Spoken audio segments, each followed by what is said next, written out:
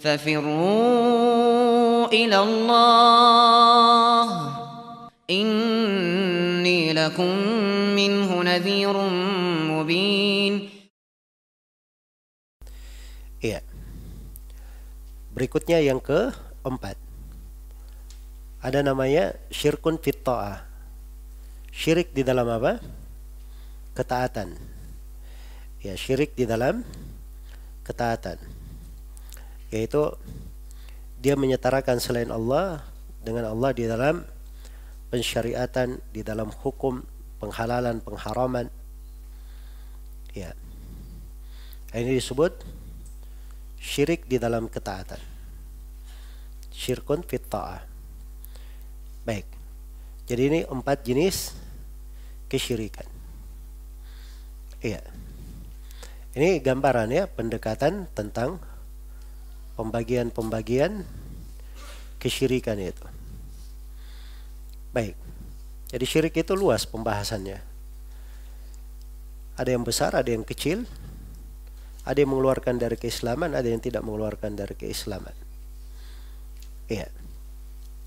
Nah, sisa di sini penulis beliau rahimahullahu taala sudah mempoinkan kesyirikan yang membatalkan keislaman itu apa? Apa bahasa penulis? Kata beliau, asyirku fi ibadatillah. Kesyirikan di dalam ibadah kepada Allah. Jadi langsung beliau poinkan, kalau syirik di dalam ibadah, itu pasti syirik akbar. Pasti syirik apa? Syirik akbar. Tidak ada syirik asgar. Syirik dalam ibadah. Karena kaidahnya, kalau dia sudah ibadah, menyerahkan sesuatu dari ibadah kepada selain Allah, walaupun sedikit, itu adalah syirik akbar. Pelakunya kafir, keluar dari Islam. Jadi Syekh ini langsung mempoinkan ke masalah apa? Syirik dalam apa? Dalam ibadah. Kenapa beliau poinkan di situ saja? Padahal syirik itu banyak. Seperti yang kita sudah terangkan tadi. Ya. Ini sudah berlalu penjelasannya di pertemuan pertama. Syekh di sini itu mempoinkan masalah-masalah yang paling berbahaya dan paling banyak terjadi. Jelas ya? Karena itu beliau mendekatkan pemahaman orang pada hal yang paling berbahayanya dan paling banyak terjadinya. Iya. Jadi kesyirikan dalam ibadah kepada Allah. Ya, sisa kita perlu tahu apa itu ibadah. Nah, kalau kita sudah tahu ibadah itu apa, maka kaidahnya mudah. Ibadah ini harus diberikan hanya untuk Allah. Kapan diberikan kepada selain Allah walaupun sedikit, maka itu hukumnya apa? Syirik akbar, pembatal keislaman, mengeluarkan dari keislaman. Iya, ini sudah kita bahas ya di kitab Thalatsatul Usul. Sudah diberi kaidah di situ oleh penulis rahimahullahu taala. Tapi saya sebut di sini poinnya di pembahasan yang kedua. Ta'riful ibadah. Definisi ibadah. Apa itu ibadah? Ibadah itu secara bahasa adalah at-tadallul wal khudu'. Iya. Merendah, menghinakan diri, tunduk. Itu secara bahasa. Iya. Nah, itu orang Arab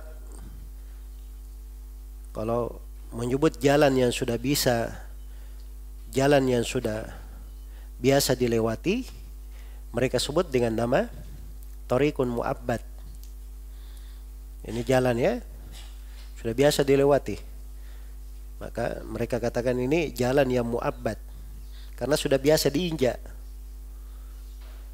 Sudah biasa diinjak. Jelas ya? Jadi mereka membahasakan ibadah itu untuk penghinaan diri, merendahkan diri. Itu disebut dengan apa? Ibadah secara bahasa. Secara istilah ada dua definisi ya, bagus. Sudah pernah kita sebutkan, ada definisi Ibnul Qayyim yang berbicara tentang ibadah secara umum.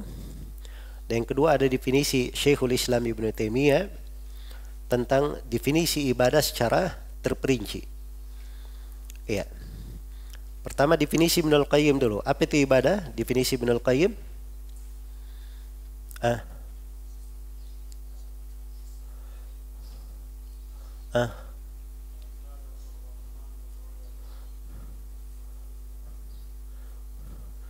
Baik. Itu di ucapan Ibnul Qayyim ya, rahimahullahu taala. Beliau berkata, wa ibadatur rahmani ghayatu hubbihi ma'adul li abidihi huma qutbani. Ibadah kepada Allah Ar-Rahman adalah ghayatu hubbihi, puncak kecintaan kepada Allah. Ma'adul li abidihi, disertai penghinaan diri dari orang yang beribadah. Huma qutbani, maka ini dua kutub, dua poros ibadah. Iya, dua poros ibadah. Jadi ada ghayatul hub, puncak cinta, disertai dengan ghayatid dul, disertai dengan puncak penghinaan kepada Allah. Jelas ya? Itu ibadah. Itu dalam definisi globalnya tentang ibadah. Ibadah itu selalu menyandang dua hal ini, puncak kecintaan dan puncak apa? Penghinaan diri. Ya. Karena itu tidak cocok ada ibadah diserahkan kepada selain Allah. Kalau definisi Syekhul Islam Ibnu Taimiyah, apa itu ibadah? Ibadah adalah ismun jami' likulli ma yuhibbuhu Allah wa yardah minal aqwali wal a'mali adh-dhahirah wal batinah. Ibadah adalah ismun jami', nama universal. Nama universal. Universal itu yang mencakup, yang menyeluruh, yang meliputi. Jadi dia ismun jami', nama yang menyeluruh, yang mengumpulkan segala hal yang yuhibbuhullah wa yardah, segala hal yang dicintai dan diridhai oleh Allah. Iya. Jadi apa saja dia dicintai dan diridhai oleh Allah, maka itu disebut apa? Ibadah. Minal aqwali wal a'mali. Apakah itu dari ucapan maupun dari apa? Amalan. Ucapan itu ada ucapan lisan dan ada ucapan hati. Amalan itu ada amalan anggota tubuh dan ada amalan hati. Ada amalan apa? Hati. Jadi ibadah itu segala hal yang Allah cintai, berupa ucapan maupun perbuatan, yang zahir, yang kelihatan, maupun yang tidak kelihatan, yang batin. Itu disebut ibadah. Jadi kalau mau tahu ibadah mudah saja. Iya. Mudah saja. Lihat dulu hal ini Allah cintai atau tidak, Allah ridhai atau tidak. Kalau sudah dicintai dan diridhai oleh Allah, ada dalil yang menunjukkan tentang itu, berarti itu adalah apa? Ibadah. Contoh misalnya, iya, isti'anah, memohon pertolongan kepada Allah. Memohon pertolongan. Ini hal dicintai oleh Allah atau tidak? Diperintah atau tidak? Diperintah. Itu disebut di surah Al-Fatihah, iyyaka na'budu wa iyyaka nasta'in. Itu isti'anah. Berarti ini hal yang dicintai oleh Allah. Makanya isti'anah apabila diserahkan kepada selain Allah, maka ini masuk di dalam apa? Memalingkan ibadah kepada selain Allah. Itu syirik akbar. Jelas ya? Baik. Seperti nadar misalnya. Nadar ini ibadah atau bukan? Ibadah. Apa dalilnya? Bahwa dia adalah ibadah? Karena Allah memuji, yufuna bin nadri wa yakhafuna. Yufuna bin nadri, mereka menunaikan nadar. Orang yang menunaikan nadar dipuji, disanjung oleh Allah. Ini menunjukkan bahwa nadar ini adalah ibadah. Jelas ya? Tawakal ibadah atau bukan? Ibadah. Karena Allah perintah wa 'alallahi fatawakkalu in kuntum mu'minin. Hanya kepada Allah kalian bertawakal. Perintah bertawakal. Kemudian disebutkan kalau kalian beriman. Maka ini dua sudut menunjukkan itu adalah apa? Ibadah. Jadi tawakal ibadah. Menyerahkannya kepada selain Allah berarti masuk di dalam apa? Syirik akbar. Iya. Baik. Jadi itu definisi ibadah. Baik. Jadi penulis rahimahullahu taala di sini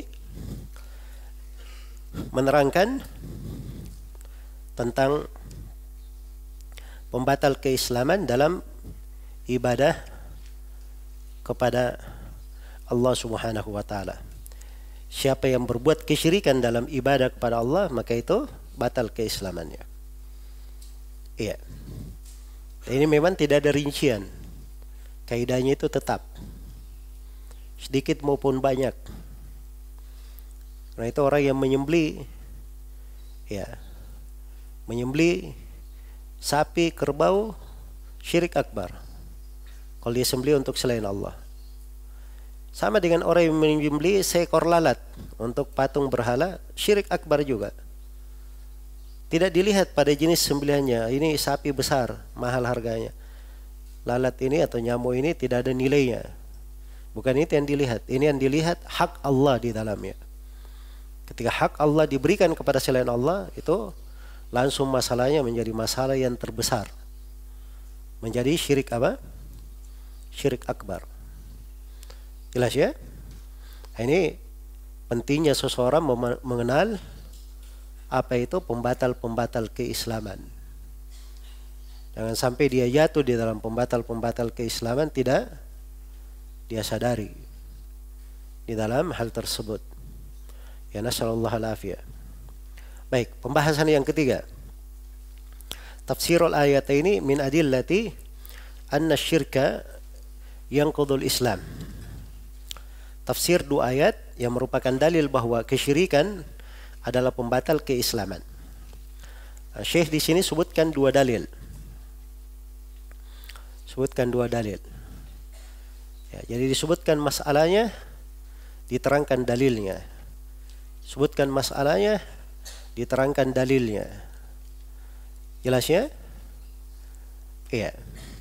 Dalil itu kadang disebut dari Al-Quran, kadang disebut dari hadits, kadang disebut dari kesepakatan ulama. Iya. Ada pendalil lain dalam bentuk kias, dalam bentuk ucapan sahabat. Jadi itu kebiasaan ahlul ilm dalam menanamkan ilmu. Segala hal itu diterangkan dengan apa? Dengan dalil.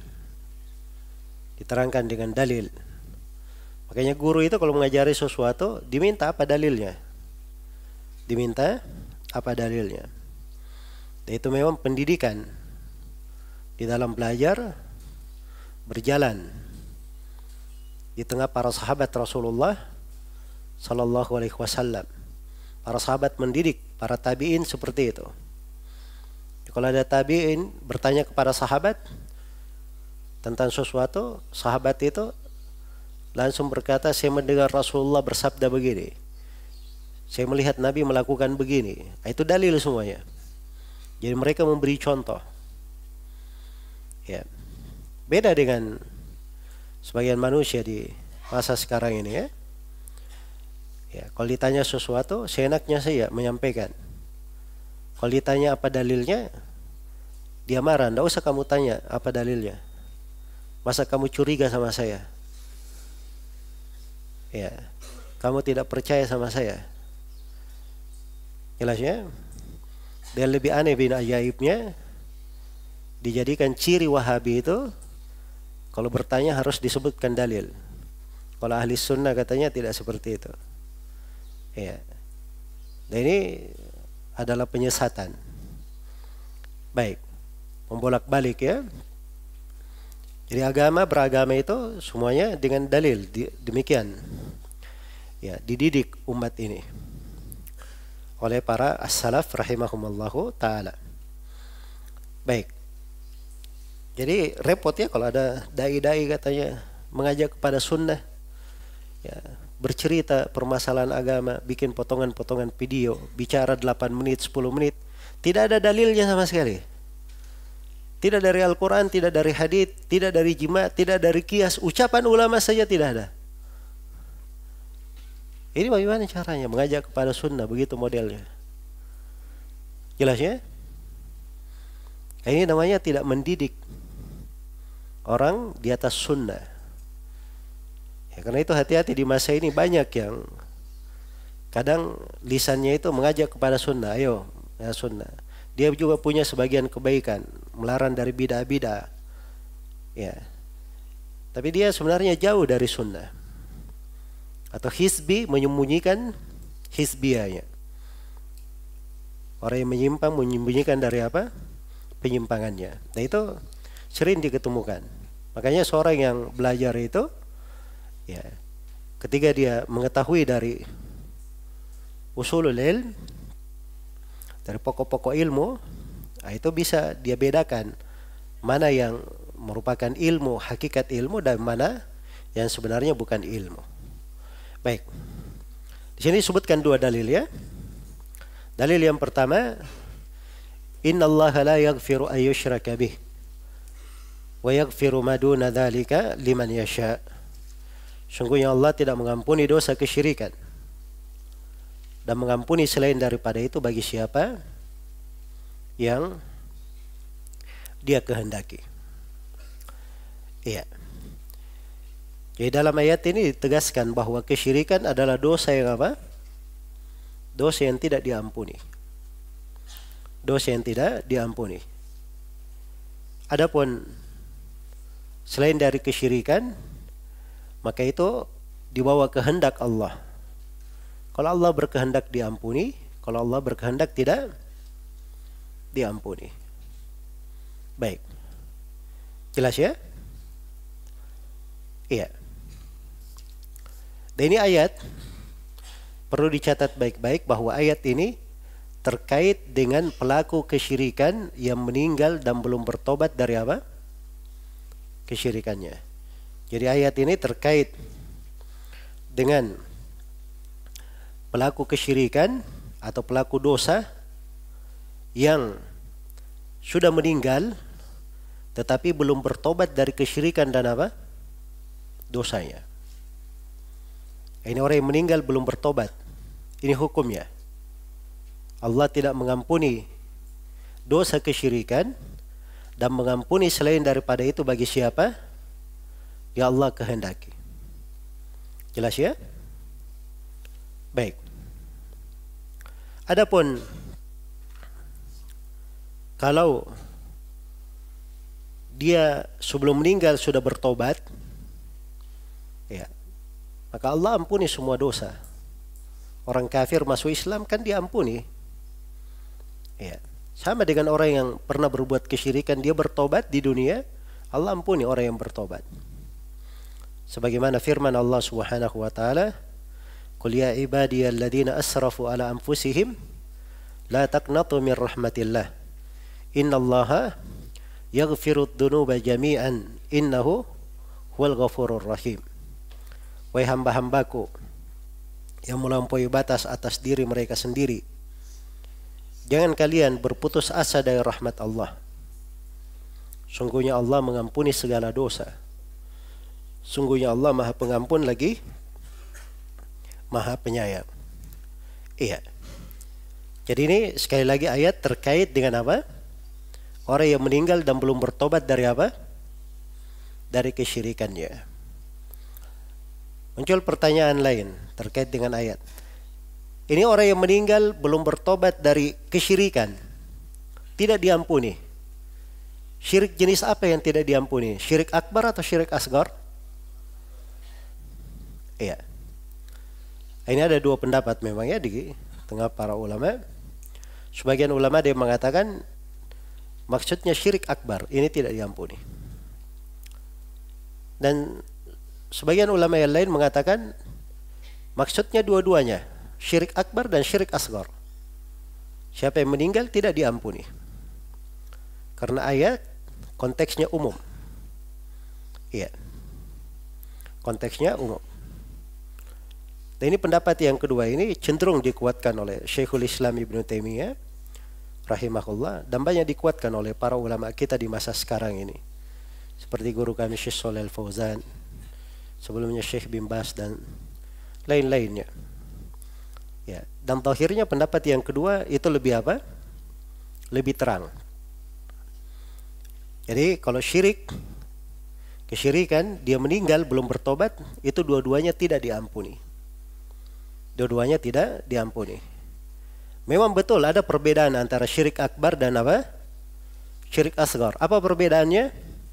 Satu, kalau syirik akbar mengeluarkan dari keislaman.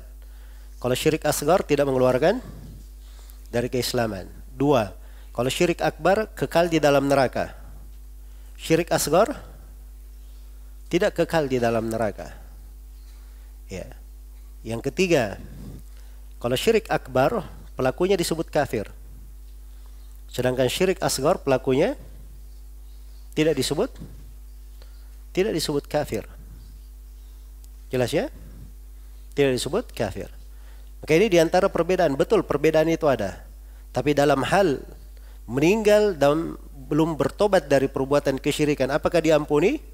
Nah, ini ada dua pendapat. Ada yang mengatakan beda di situ syirik akbar dan syirik asghar.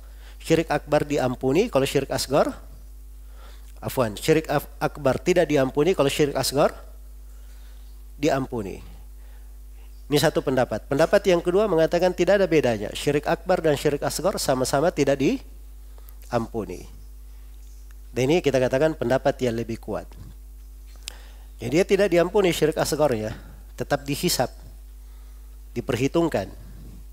Ya, diperhitungkan. Tetapi sama ya dengan pelaku dosa besar. Ya, perhitungannya. Kalaupun dia disiksa sesuai dengan kadar dosanya, tapi nanti akan dimasukkan kemana? Ke dalam surga. Baik. Iya. Jadi ini untuk ayat yang pertama. Baik. Kemudian ayat yang kedua. Wa qala innahu may yusyrik billah faqad harramallahu alaihil jannah wa ma'wahu an-nar wa ma lidh-dhalimin min ansar. Ayat berikutnya, sesungguhnya orang yang berbuat kesyirikan kepada Allah, niscaya Allah telah mengharamkan untuknya surga dan tempat tinggalnya ialah neraka. Wa ma lidh-dhalimin min ansar, dan tidak ada seorang penolong pun bagi orang-orang yang zalim. Iya. Ini ayat tegas ya, bahwa orang yang berbuat kesyirikan itu orang yang berbuat kesyirikan diharamkan atasnya surga. Iya.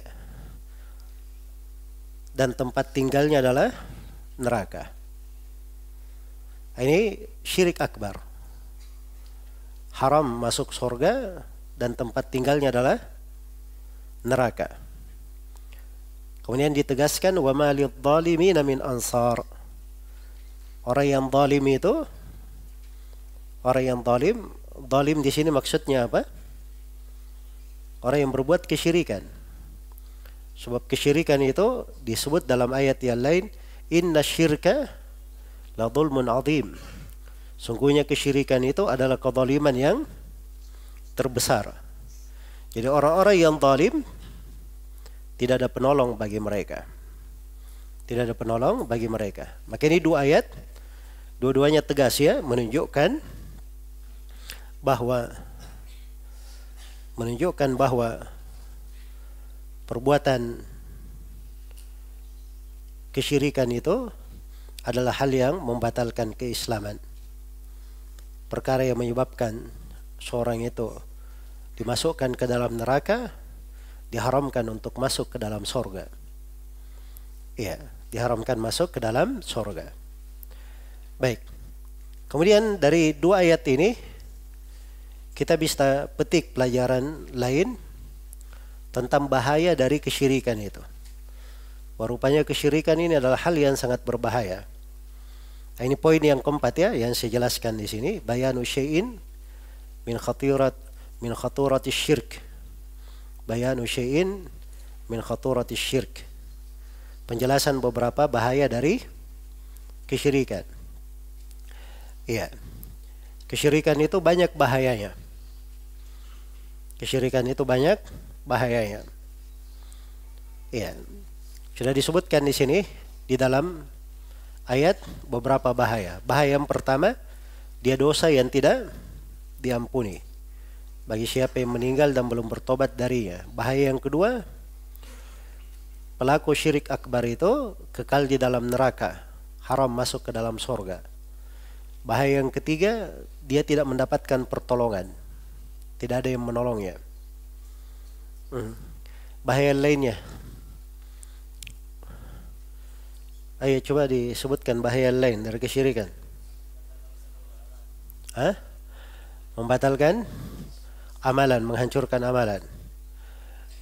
Walau asyraku la habita anhum ma kanu ya'malun. Wa laqad uhiya ilaika wa ila alladhina min qablik la in asyrakta la yahbatanna amaluk wa la takunanna minal khasirin. 4. Yang kelima.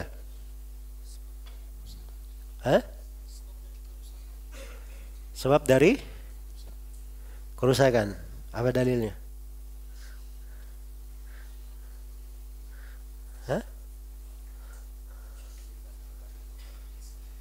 Apa?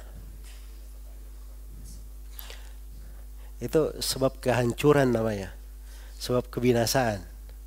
Benar itu, ayatnya benar ya. Sebab kehancuran, sebab kebinasaan. Innahu may yusyrik billah faka'annama kharra minas sama' fatakhtafuhu at-tayr aw tahwi bihi ar-rihu fi makanin sahiq. Barang siapa yang berbuat kesyirikan kepada Allah, seakan-akan dia gugur dari langit, jatuh dari langit lalu disambar oleh burung, ya, atau dihempaskan oleh angin ke tempat yang sangat jauh. Kalau jatuh dari langit itu selamat atau tidak? Pasti binasa kan, jatuh dari langit. Ini jenis binasanya bukan sekedar jatuh saja. Ada dua. Disambar oleh burung, berarti dia sudah jatuh, disambar lagi, dibuat lebih jatuh lagi. Atau dihempaskan oleh angin ke tempat yang sangat jauh. Sudah jatuh, tidak jatuh begini, tapi dihantam oleh angin ke tempat yang sangat jauh. Nah, ini namanya kebinasaan di atas kebinasaan. Baik, sebab kerusakan tadi yang kelima, yang keenam. Itu sebab datangnya musibah, malapetaka, semuanya dari kesyirikan. Wa qalu ittakhadar rahmanu walada laqad ji'tum syai'an idda takadu as-samawati yatafattarna minhu wa tanshaqqu al-ardu wa takhirru al-jibalu hadda an da'u lir-rahmani walada wa ma yanbaghi lir-rahmani ay yattakhidha walada. Jadi ketika terjadi kesyirikan itu, langit itu seakan-akan hampir dia meleleh, bumi hampir terbelah, gunung hampir dia runtuh karena kesyirikan tersebut. Sudah berapa antum sebut? 6. Terus apa? Menimbulkan rasa takut. Dalilnya?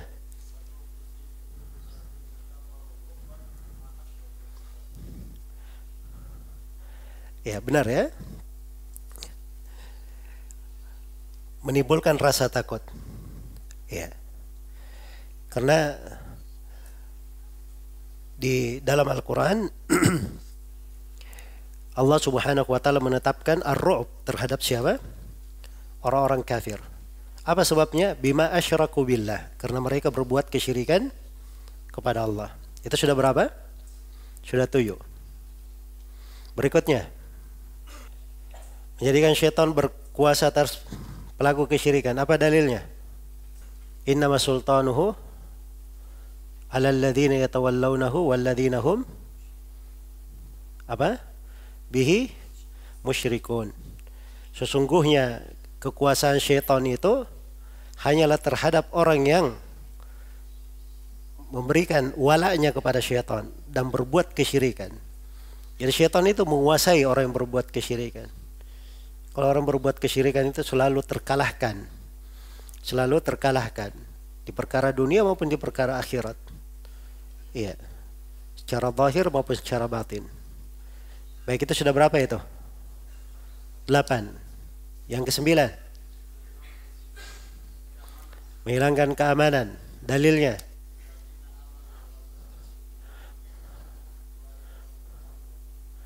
Itu ada 2 ya di ayat. Menghilangkan keamanan dan menyebabkan seorang itu tersesat. Tidak mendapatkan hidayah. Alladzina amanu walam yalbisu imanahum bidzulmin ulaika lahumul amnu wa hum muhtadun. Orang yang beriman dan tidak menodai keimanannya dengan kesyirikan. Kedzaliman di situ maksudnya kesyirikan. Mereka inilah orang-orang yang selalu mendapatkan keamanan dan selalu mendapat hidayah. Ya, jadi kebalikannya, kalau dia menodahinya dengan kesyirikan, maka akan hilang keamanan dan tidak dapat hidayah. Berikutnya, yang ke-10.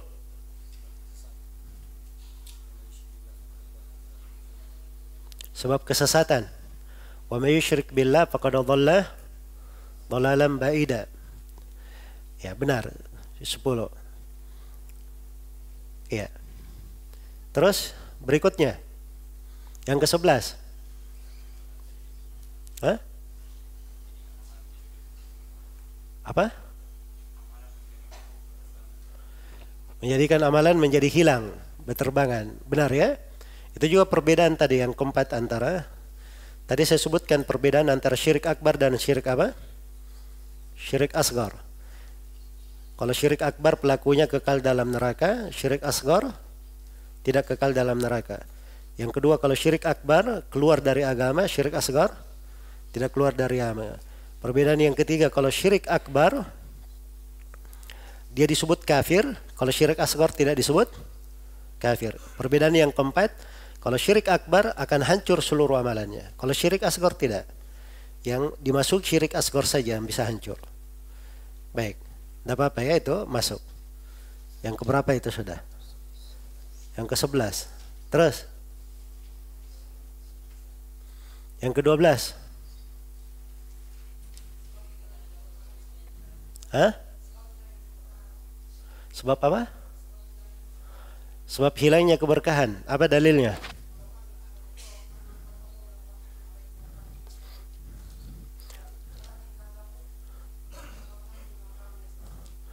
Walau anna ahlal qura amanu wattaqau lafatahna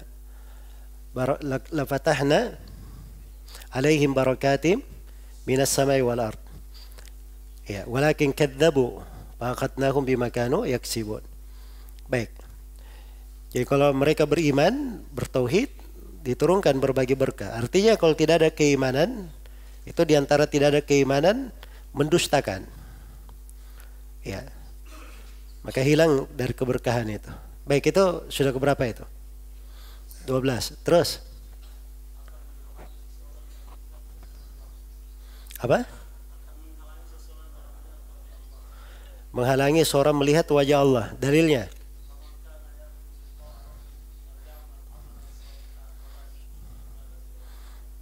Baik.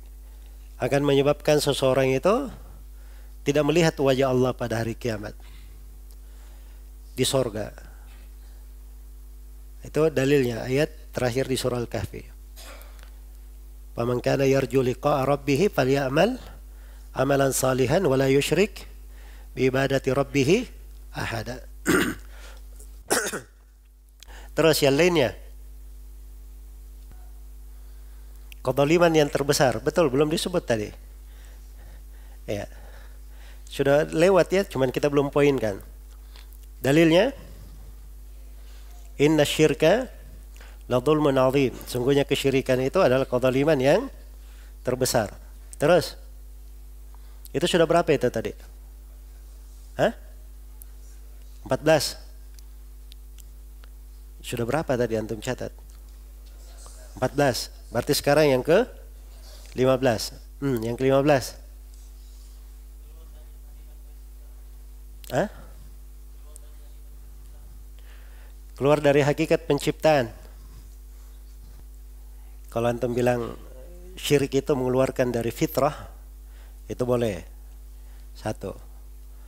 Atau antum katakan bahwa kesyirikan itu membuat seorang itu meninggalkan maksud dia dicipta untuknya, itu benar. Itu boleh dipoinkan 2. Dalilnya apa? Wa ma khalaqtul jinna wal ins illa liya'budun. Kemudian hadits qudsi, inni khalaqtu ibadi hunafa fajtalathum syayatin. Sungguhnya aku menciptakan hamba-hambaku sebagai orang yang bertauhid, lalu syaitan menyesatkan mereka. Jadi yang keluar dari fitrahnya itu seperti itu, disesatkan. Dalil yang lain. Sudah keberapa sekarang? Itu 2 poin tadi ya, berarti sekarang yang ke-17. Apa? Menjadi orang yang merugi. Ya bisa ya kalau dimasukkan khusus untuk merugi. Ya. Tapi ada bahasa-bahasa lainnya sudah banyak disebut. Kebinasaan, kehancuran, itu semuanya bentuk kerugian. Tapi kalau mau dipoinkan seperti itu enggak apa-apa. Bukan salah ya. Ada yang lain?